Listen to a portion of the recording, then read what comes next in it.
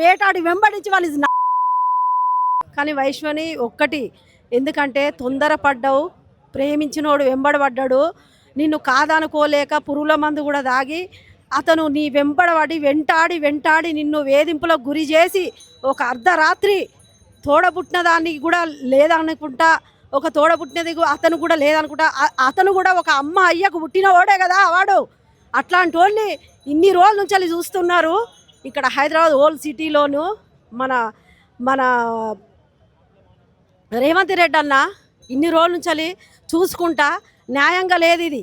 ఎందుకంటే న్యాయబద్ధంగా ఉండాలంటే ఆ చర్యలు తీసుకొని గవర్నమెంట్కు అది చేసుకొని మన జైల్లో సర్టిఫికేట్ తీసుకొని వానికి ఏదో అయింది వీనికి ఏదో అయిందని ట్యాబ్లెట్ల ద్వారా ఇంజక్షన్ల ద్వారా గ్లూకోజ్ పెట్టి వాడిని బతికించడం ఎక్కడిది?